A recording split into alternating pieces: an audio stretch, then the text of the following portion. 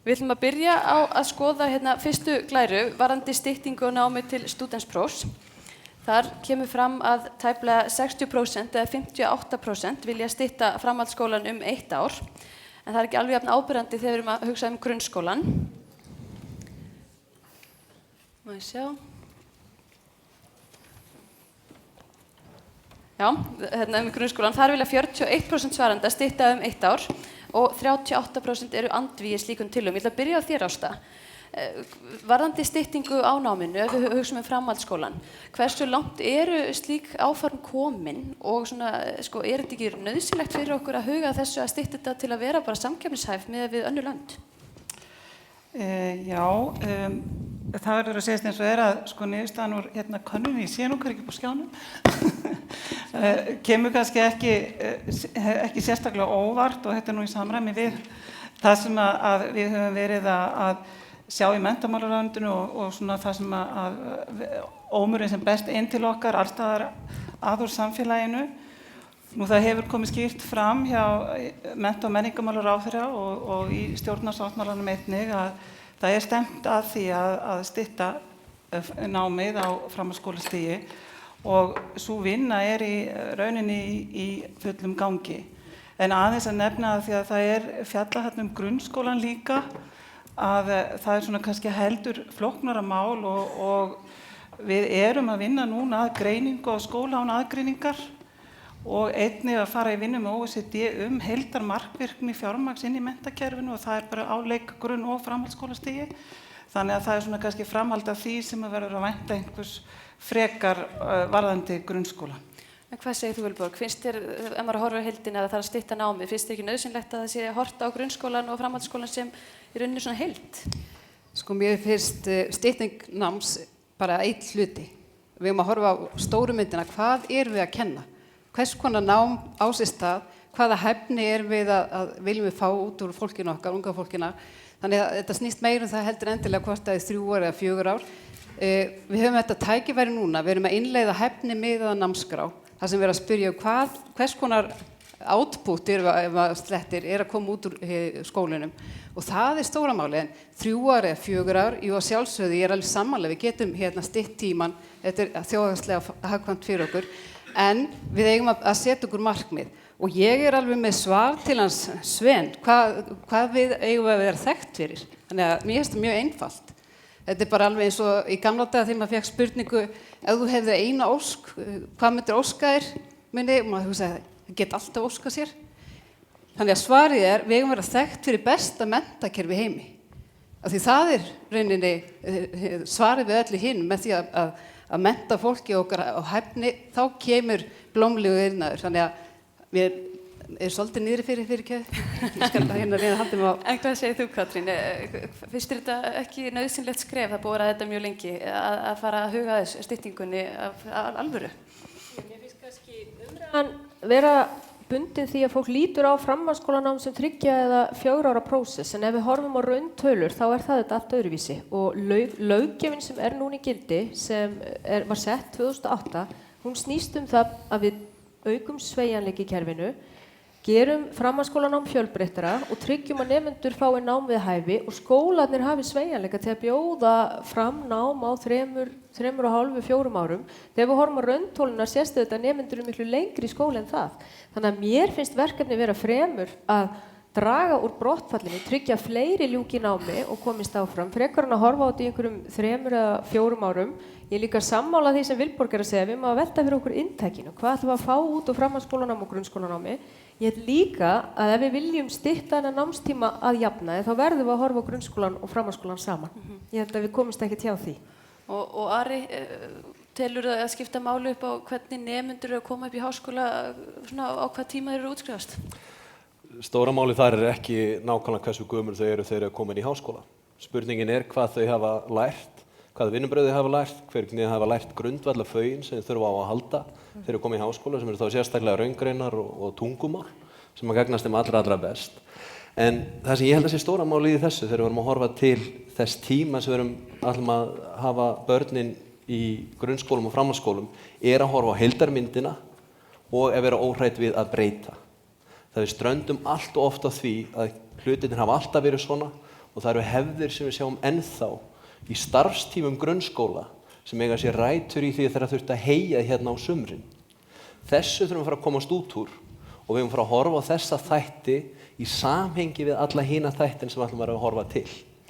Og það verður að segjast eins og að þegar við byrjum okkur saman við hérna, löndin í kringum okkur, að þá þetta svona 1 til 2 ár ef allt gengur eftir áætlun sem við erum lengur í skóla áður en við förum í háskóla. Ef við horfum síðan á rauntölunar, þá enn meiri munur. Þetta í landi þar sem ekki búa fleiri tækifæri til að virkja miklu betur mannauðinn með því að gera betur. Okay. Við koma aðeins betur svona sveigjanleikann eftir, en skoðum frekari niðurstöður. Það var einnig spurt aðra leið til að bæta rekstrarstöðu íslenska háskóla og það áhugavert að sjá að það tæpur helmingur sem vill fjármagna að hluta háskólana með skólagjöldum, en 36% eru andvígir slíkum tillögum. 69% vilja ríkið hækki framlög til háskólana og stór hluti telja líklegt til árangurs að sameina háskólana. En fáir hafa trú á því að fækkun námsbrauta bæti rekstrarstöðu háskólana. Og það kemur líka í ljós að 62% vilja að háskólarnir verði sameinaðir þannig að 2 til 3 háskólar standi eftir. Ef við byrjum á skólagjöldunum sem hafa nú verið aðeins í umræðinni, Katrín, kemur ekki óvart hversu hátt hlutfallið er? Já, það eru þetta ákveðin forsend í spurningunni sem snýst hvernig á að bæta fjárhagsstöðu háskóla sem öllum ljóst að erfið. Og ég held satt að segja að við ætlum að horfa á samkeppnishæfni Íslands og bera til að mynda saman við Evrópu, þar sem ekki tekin skólagjöld að jafnaði. Þá held ég að ef við ætlum að fá unga fólki okkar í háskóla og það ætlar að veljum að borga hér himinhá gjöld í innlendum háskólum eða komast til Evrópu í mjög góða háskóla án gjalda, þá held ég að þetta sé ekki vítuleg leið. Sérstaklega því skólagjöldin eru jú fjármögnuð á stórum hluta með ríkisframlögum úr lánasjóði íslenskra námsmanna. Horfum bara á tölunar eins og þeir eru og það umhugsunarefni fyrir okkar samfélag að íslenskir háskólar eru langt undir öðrum háskólum, bæði á Norðurlöndum og innan OECD-ríkja þegar kemur á framlögum ríkisins til nemenda. Er það ekki markmiðið sem við erum að setja? Það eru þetta langflestir sem benda á þann augljósa valkost. Það er að ríkið hækki framlög til háskóla og standi sómasamlega að rekstri þeirra og ég veit að Ari og ég erum búin að ræða þetta mjög oft og erum væntanlega sammála. Síðan verð ég að segja með sameiningu háskóla, þar held ég að við verðum líka að horfast í augu við að við erum með mjög ódýrt háskólastig, við erum með marga háskóla. Ég held að við getum aukið fagleg gæði með því að sameina háskóla, en við spurum ekki mikið miðað við hvað kerfið vanfjármagna nú þegar. Þannig að ég held að þarna, við erum búin að ræða 7 háskólar, þetta eru allt og margir háskólar, við erum alveg föst með þetta í haustnum, eðlilega, þetta er búið að vera mjög í umræðu, veltum fyrir okkur raun framlögum til háskólastíksins. Og þá sjáum við að það er ekki spurningin að fækka háskólum til að spara, nema þá að loka háskólum. Aðalmálið er að framlag til nemenda er of lágt í alþjóðlegum sambandi. Okay. Ari, ég ætla að koma líka aftur til þín. Það kemur líka fram í þessari könnun að þeir sem eru með minni menntun eru hlynntari þessum skólagjöldum frekar en þeir sem eru með meiri menntun. Og þú skoðun í Fréttablaðinu í dag, í leiðaranum meðal annars að hvort að íslenski nemendur séu bara að slugsa þegar við komast í svona ódýrt nám. Hvað segirðu því? Ég bara verð að segja það og að okkar reynsla sýnir það að skólagjöldin sem eru reyndar mjög hófleg þegar horft til þess hvað við erum að gera hérna á Íslandi virka mjög vel til þess að fá nemendur til að halda áfram á fullum hraða í náminu og klára náminu á settum tíma. Ef þú horfir á skólagjöldin, bara svona aðeins til að setja í samhengi vegna þess að kom orðið himinhá skólagjöld þarna inni að skólagjöld eins og þau eru núna í grunnnámi til dæmis í Háskólanum í Reykjavík eru 186.000 krónur önnin. Þetta er fjárfesting sem samsvarar 2-3 góðum mánaðarlaunum að lokinni háskólagöngu og þetta er brot af fórnarkostnaðinum sem fólk er að færa í því að það er ekki í vinnu fyrir laun til þess að stunda háskólanám.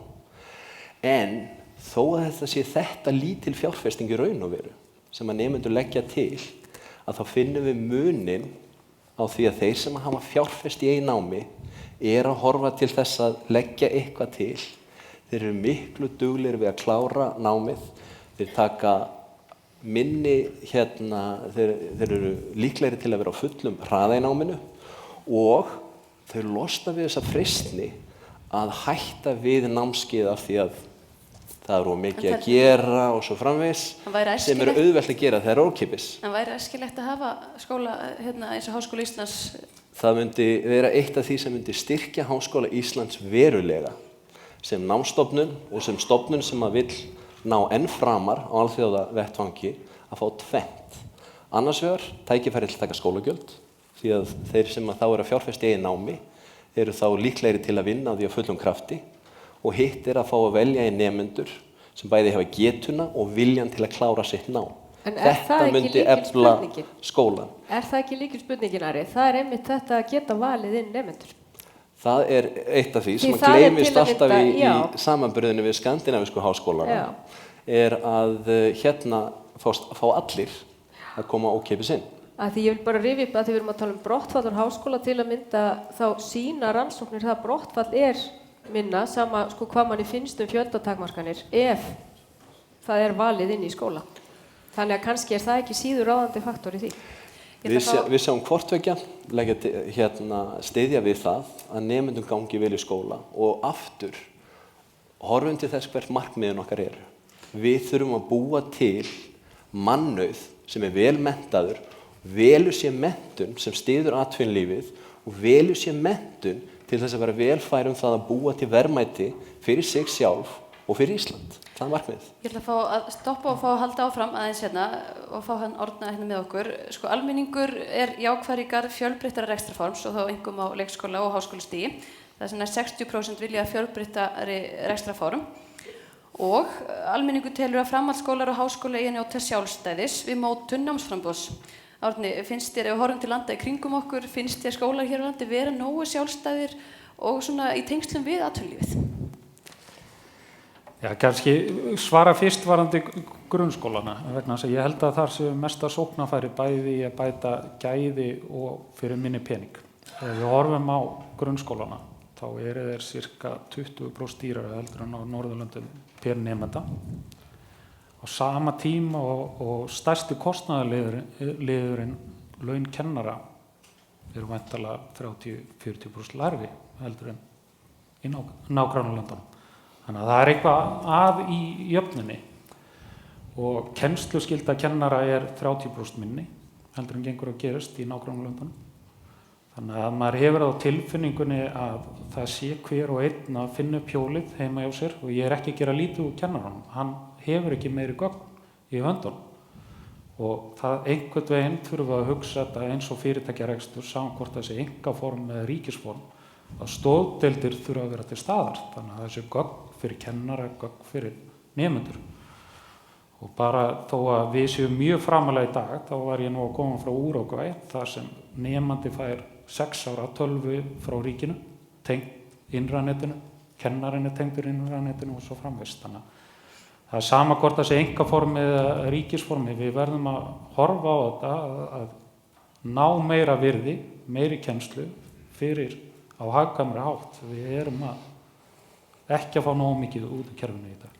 En þegar við horfum á hinn stigin, framhaldsskóla, háskóla, finnst þér nemendur koma nógu tilbúnir út í atvinnulífið? Já, en 28 ára versus 23 ára að hafa verið að vinna í mjög efnilegt ungt og klárt fólk að hafa verið að vinna óarðbær störf eða ekki framleiðinni skapandi versus að vinna við, það eru dýrmæt ár farin. En varðandi skólagjöldin þá finnst mér nú alveg gali að ég þurfa að borga fyrir krakkana mína hjá tannlækni á meðan að fullvaxna einstaklinga borgi ekki háskólagjöld. En þetta er bara svona... Það þarf að leiðrétta hjá tannlæknunum, sko. Það verður seint sammála þetta hérna kannski. En hvað finnst þér það að þyrfti ástæða að nýta betur atvinnulífið og kannski einkageirann til að auka sveigjanleika og bara efla menntakerfið? Nýta einkageirann, já. Áhugaverð spurning. Ég mætti bara aðeins koma þessu hérna áður sem er á glærunni, sko. Að bara koma því að lögin ger alveg ráð fyrir fjölbreyttu rekstrarformi skóla öllum stigum og á háskólastiginu þá erum við sjálfseignarstofnanir hlutafélag, einkahlutafélag og opinbera háskóla og á framhaldsskólastiginu erum við líka með bara 20% nemendanna í skóla sem eru ekki reknir af ríkinu. Stærsti verknámsskólinn okkar, tækniskólinn, hann er ekki ríkisrekinn þannig að það til staðar þessi fjölbreytni auðvitað að ákveðnum skilyrðum uppfylltum vegna þess að við viljum hafa ákveðin gæði, það fylgir gríðarlega ábyrgð að reka skóla. Þannig að við viljum að það sé ákveðnum gæðum viðhaldið og svo líka bara koma því að út af umræðan hérna áðan framlag per nemanda að það núna í stefnu vísinda- og tækniráðs þar sem situr nú mennta- og menningarmálaráðherra, fjármálaráðherra og forsætisráðherra allir sett fram að við ætlum að reyna að ná OECD-markinu 2016 og ná norrænu ríkjunum 2020. Þannig að við vonum nú að það náist. Varðandi það kannski, ég veit ekki hvort að maður getur sagt að nýta einkageirann. Það svona sjá fjölbreyttar rekstrarform, meira af því. Já, það bara eins og ég segi, það hægt núna og það kannski ekki svona endilega ráðuneytisins að stjórna því hverjir vilja nýta sér leiðirnar sem í boði í lögunum. En lagaramminn þannig að það opið á mjög fjölbreytt rekstrarform. Við setjum bara skilyrði rekstrarhæfi, gæði og annað slíkt. Ég ætla að fá að hoppa í síðustu lótuna sem örugglega allir hafa mikla skoðun á. Fyrirtækjastjórnendur telja umfram eftirspurn ríkja gagnvart verkfræði, tölvu og iðnmenntun, þar sem 66% telja umfram eftirspurnina að vera mikla og meiri hluti fyrirtækjastjórnenda töldu skorta fólki með ákveðna menntun í íslensku atvinnulífi og í þessum greinum. Og það kom einmitt fram líka í könnunni að flesti velja sér nám eftir áhuga. Ari, hvers vegna eru ekki fleiri að velja tæknigreinar? Þurfum við að huga þessu miklu fyrr að koma tæknigreinum að hjá börnum? Svarið já, það þarf að huga miklu fyrr að þessu og þetta gerist ekki svona 1, 2 og 3. Mér langar eins og vera að segja að það heilmikið sem hægt að gera og það heilmikið sem hefur gerst á síðustu árum. Fyrir 7 árum þegar ég flutti heim úr Kísildalnum hingað heim til Íslands tók við tölvunarfræðideildinni í Háskólanum í Reykjavík. Þá voru 60 umsóknir nemenda nám í bakkalárnámi í tölvunarfræði. Í dag eru þeir 400 sem kom inn síðasta haust. Þetta hefur gerst með því að fara í framhaldsskóla með keppnir, með því að fara með fyrirtækjunum út í umræðuna, með því að kynna fyrir grunnskólafólki, fyrir framhaldsskólafólki og fyrir þjóðfélaginu að þarna séu tækifæri. Nú verður að gera það sama með aðra tæknimenntun, með tæknifræði, verkfræði og fleiri fög. Þannig að það hægt að gera heilmikið til þess að kveikja þennan áhuga hjá krökkunum sem síðan verður til þess að þau velja sér nám sem passar við þarfir atvinnulífsins. En þetta krefst þess að háskólar og atvinnulíf og stjórnvöld geti öll unnið saman að því að þessi mynd öll gangi upp. Þannig að við erum tilbúin að fara og vekja áhuga, við erum tilbúin að tala hvar vantar fólk, við erum tilbúin að tala ólík fagsvið á ólíkan hátt og við erum tilbúin til að fara í þá vegferð að fjármagna það sem þarf þegar við náum fjölgun í þessum greinum til þess að við getum síðan skila velmenntuð og velhæfu fólki út í atvinnulífið eins og það þarf svo mikið á að halda. Og Vilborg, ertu ekki sammála því að það sé hálfgerð svona kerfisvilla að við séum ekki að mæta kröfum atvinnulífsins með að fá meira tæknimennta fólk út skólan? Jú, en aftur vil ég horfa meira á heildina heldur bara tæknimenntuna því að við þurfum að mennta fólki okkar og það að fara í störf sem að við þekkjum ekki. Við vitum ekki hvernig störfin verða. Þannig að auðvitað tæknimenntun, það líka læsið, það líka lykilhæfni, vera skapandi og frumkvæði og það sem við þurfum að þjálfa og það einmitt gott inn í nýju námskránni. Þannig að sjálfsögðu tæknimenntun, ég stöðugt að leita tæknimenntun fólki, en það er líka þessi þætti sem við þurfum að hlúa að. Þannig að megum ekki bara einblína á stærðfræðina, heldur það stóra myndin. Varðandi aðeins, ég var að koma nefnilega frá Sviss og Þýskalandi í gær og var að tala þar við svissneskt skólafólk og það skilur ekki orðið brottfall úr skóla, það bara ekki til fyrir ykkar eldur en að lestin sé og sein. Þeir gera þetta þannig að börn velja og nemendur velja mismunandi leiðir. Margir fara náttúrulega í framhaldsskóla og í menntaskóla og síðan háskóla, en síðan getur þú farið aðra leiðir, en þú ert ekki að falla úr skóla. Þú fer kannski í vinnu, ert að vinna í 4 daga og síðan 1 dag í skóla og síðan kemst aftur á beinu brautuna og ferð aftur í skóla. Þannig að við erum með kerfisvillu, þú varst að tala um kerfisvillu, að horfa á þetta brottfall, þetta er eitthvað sem við þurfum að laga og við getum auðveldlega. En Árni, hérna náttúrulega hlýtur að sjást í ykkar geira, finnst þér þetta ekki vera hindrun að þetta er þróunin? Jú, það er ágætt aðgengi allt í dag, en við munum alveg eftir árunum 2006, 2007 og 2008 það sem var nánast ógjörningur að fá tæknimennta fólk. Þannig að við þurfum líka að fara að varlega að ég byggja ekki og hratt upp á Íslandi og gera það jafnt vegna þess og horfa á þetta sem global félag. En ég held varðandi tæknimentununa að þetta byrjar í 6 ára bekk. Auðvitað þarf að vera jafn á milli lesturs og raungreina, en við erum á miklum undirbalans með Norðurland í kennslu og raungreinum og við vitum öll sem við höfum börn í grunnskóla það er nánast aldrei komið með dæmi til að reikna heima fyrir morgundaginn. Þannig að í 6-7 ára bekk, þannig að þetta byrja mjög snemma hjá okkur. Og Katrín, bara lokum, leyfum þér að klára þetta, ertu sammála þessu að það þurfa að huga þessu miklu fyrir? Ég er sammála því að það þarf að huga þessu fyrir og það er reynda farið til að mynda fóru af stað hér fyrir nokkrum árum samstarfsverkefni með atvinnulífinu að efla raungreinakennslu í grunnskólum og ég held að við getum gert betur í svona það sem við kallum hands-on raungreinakennslu. En ég held líka ef við ætlum að horfa á þarfir alþjóðageirans, þá voru nefnt hér tungumál, það var nefnt tjáning sem við mættum líka efla talsvert í okkar skólakerfi. Þannig að ég held að við þurfum að horfa á þetta og balansera þetta og það er mikilvægt líka, ég er hjartanlega sammála því sem Vilborg nefndi hérna áðan, við erum með að því einu af spurningunum snerist sjálfstæði og við erum auðvitað með sjálfstæði háskólana, við erum með stóru ekki sjálfstæði framhaldsskólana og það er hægt að nýta kerfið okkar til að móta svona leiðir og ég held að það sé líka mikilvægt að bjóða upp á ólíka leiðir og síðast vil ég segja, langflestir nefna hérna iðnmenntunina, þar er búið að vinna verulegt verk í að kynna hana. Þar má greinilega samt gera betur og það ætti að vera verkefnið framöndan, held ég. Ég held að við látum þetta vera lokhorðin, við sko bara þakka ykkur kærlega fyrir, sko bara klappa fyrir þátttakendum.